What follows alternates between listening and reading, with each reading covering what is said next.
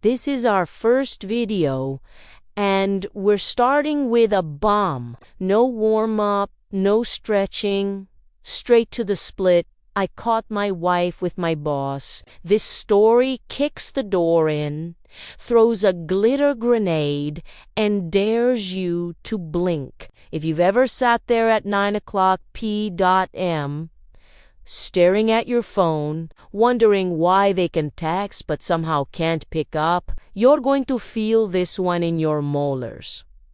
I'm going to tell it in first person, with dates and times spelled out, so even a text-to-speech narrator won't trip. We'll go from 2012 in a hospital waiting room to the night a bar napkin turned into exhibit, to the moment I had to choose between staying for the kids or leaving for me. It's honest, it's darkly funny, and yes, there's sarcasm, because without sarcasm, I would have dissolved into a puddle months ago.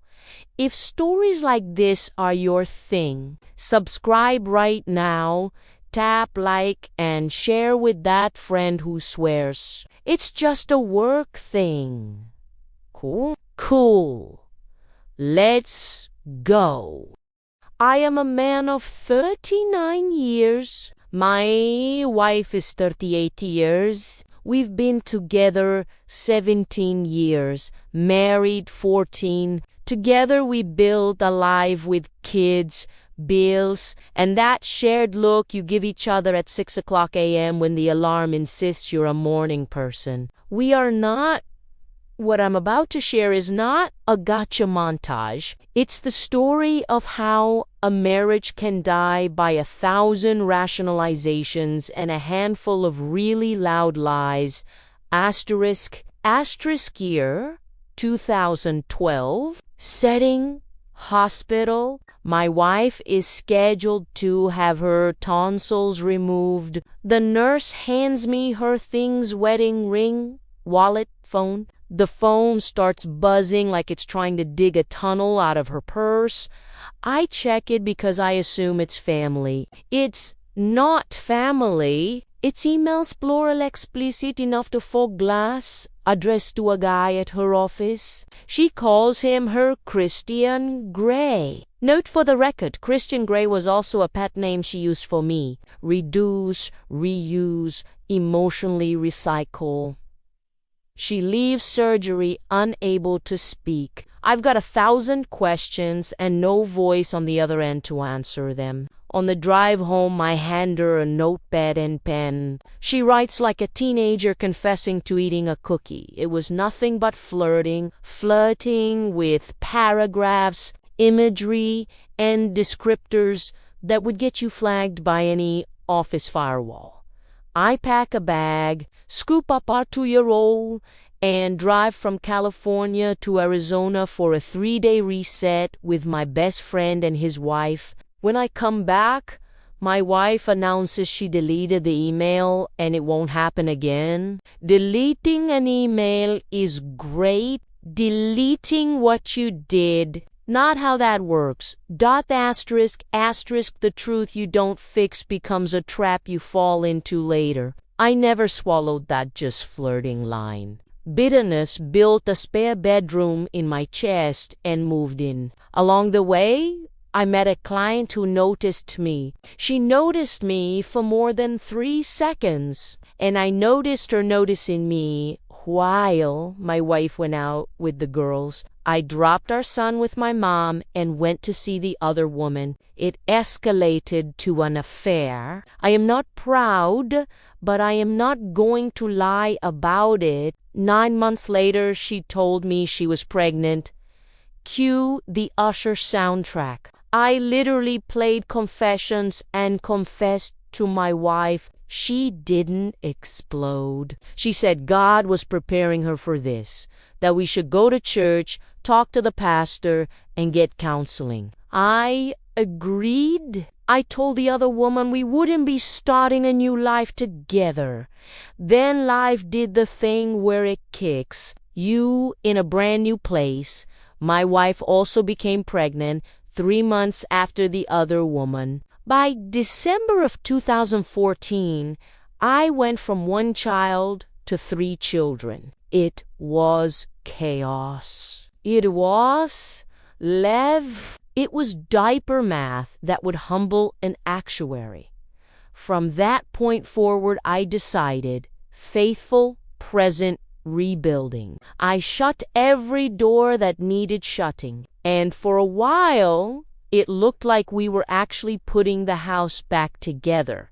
Asterisk, asterisk, fast forward a handful of years. We both travel for work. We both juggle schedules and spreadsheets and kids' calendars like we're trying out for a circus. I'm showing up. I'm faithful. I'm doing the work. The trust, not perfect, but the day to solid dot. Then came the Thursday night napkin incident. Asterisk, asterisk, I text. What time will you be home? She texts back, 9:00 p.m. drinks after work. At 9:00 p.m., she is not home. At 9:10 p.m. I call. No answer. At 9:15 p.m., she sends a photo of herself with a female coworker. Biggie smiles, cutie lighting. Everything's normal, right? I zoom in. On the napkin is the name of the bar. CSI. Marital unit is now in session. I drive 45 minutes across town and walk into the bar. There she is with her district manager, her boss's arm around her like she is the quarterly sales target. I walk up. They both look like they saw a ghost. She says, okay, bye, like I just dropped by to return a Tupperware. I say bye. I just got here. He is already tipsy and gets chatty. He says his wife doesn't pay attention to him, that their marriage is a business arrangement and they basically do whatever they want. Then he asks me if I have ever caught my wife cheating. I say, if I do, it won't be pretty. His phone starts ringing. It's my wife calling his phone. He stands up mid-drink, says he's going to the bathroom, and disappears like he found a secret exit. I head home and rehearse every question I never wanted to ask. She comes home with the classic line, I'm sorry, I should have told you he was there. Asterisk, asterisk, I'm not the jealous type, but I have friends who are very good at the hobby known as, let's check the records. One of them says, pull the phone bill. I do. And my heart does the cartoon drop through the floor from Monday through Friday, right after work, calls to the same number lasting 15 to 30 minutes. Not once, not twice, 2 years of it, all neatly organized on my bill like it's their anniversary scrapbook. I confront her. She says these are end-of-day reports. She claims she calls him after she clocks out to give him numbers for his report to his boss. Huge story. But she is hourly, not salary. She clocks in and out. End-of-day reporting after clocking out of the clock into a personal cell is not how legitimate reporting works. HR would call that a problem. That I need proof, not suspicion, not vibes, proof. Asterisk, asterisk, I will not explain the method, but I recorded a few calls. Listened. And then my chest cracked like ice on a Winterporn dot recording one. My wife with a cousin. Laughter. She says he brings excitement into her life. Not just the obvious stuff, but he's goofy and funny. And I'm so naive to believe the end-of-day calls are real, recording to my wife with the district manager. I love you.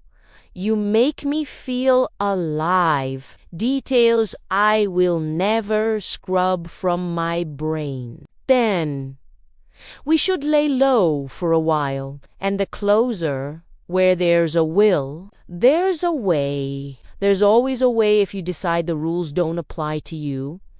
Asterisk, asterisk, I reach out to his wife on LinkedIn. Yes, LinkedIn. If the love story has a corporate ladder, the truth can wear a blazer. I send dates, times, bar name, napkin, clue, call logs, and clips. She is quiet for 30 seconds, I counter says. I had a feeling. We do a four-way call. Me, my wife, the district manager, his wife. They deny. I share a recording one. They deny. I share recording to denial clocked out right there. That weekend I move out. Every morning I pick up the kids and take them to school. 6:15 a.m. Wake up 7:10 a.m. In the car. 7:40 a.m. drop off. I come home to an apartment with echo and a pan that burns eggs. If you even look at it wrong. She keeps texting. She is begging. She promises it's over. She swears she loves me. She still works under him organizational chart-wise promise ring or not asterisk. It is a question that shows up at 3:16 a.m. and refuses to leave. Do I stay for the kids or do I leave for me? I have my own sins. I had an affair years ago, but the math on pain doesn't cancel out like algebra. I meet an attorney at 9:00 a.m. on a Monday. I bring screenshots, bills, dates, times. The advice is simple. New explosions. No social media stunts. No HR heroics unless there's policy or harassment to document. If there is, we follow the policy by the book. If there isn't, we keep it out of the office and handle it in court like adults. I also learned the words gray rock. It means you respond flat, short, calm. You do not argue at 2:46 a.m. by text. You do not threaten. You document. You protect your kids' routines. You preserve your sanity. Asterisk, asterisk, I do not recruit my children as carriers of adult drama. I keep my voice gentle and my words short. I say, sometimes parents don't stay together. You have a home here and a home there. You are loved in both. I hold to the schedule. 12:40 p.m.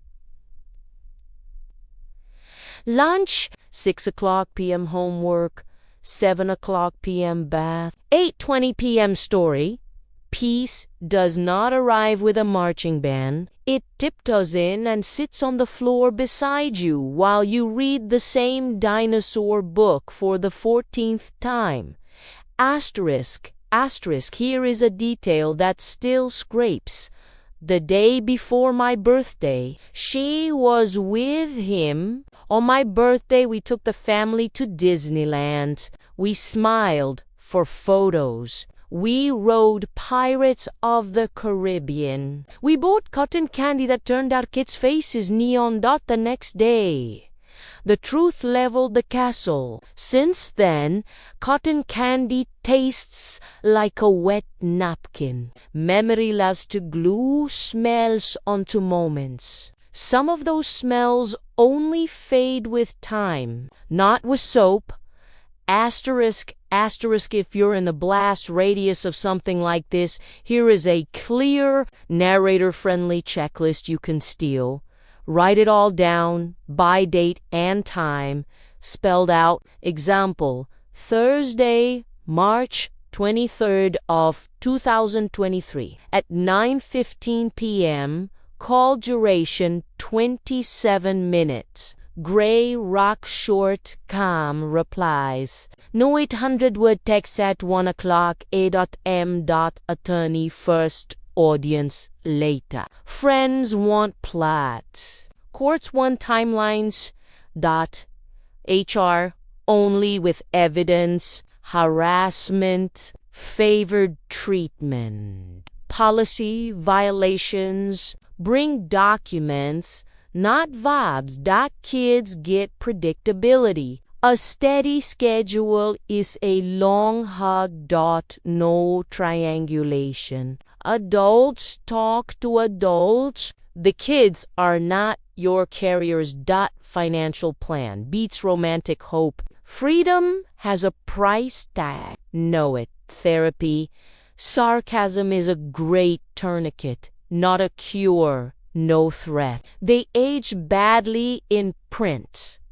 Do not negotiate the respect and truth are not coupon items.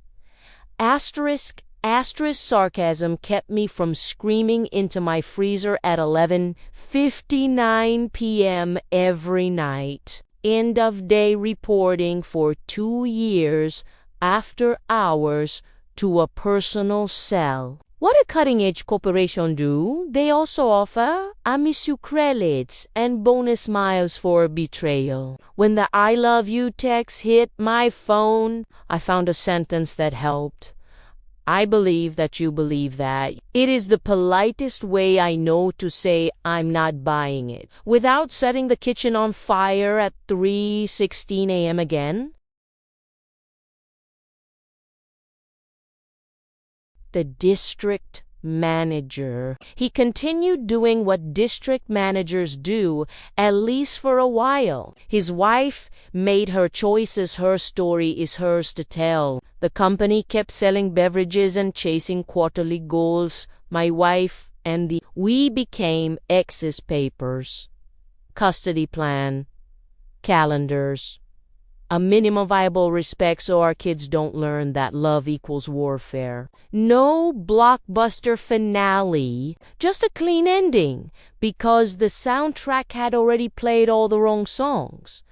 Asterisk suspicion is not the tool. Evidence is. 2 years of daily calls after work are not reports. They are a relationship with a ringtone. Forgiveness without change is a subscription to pain.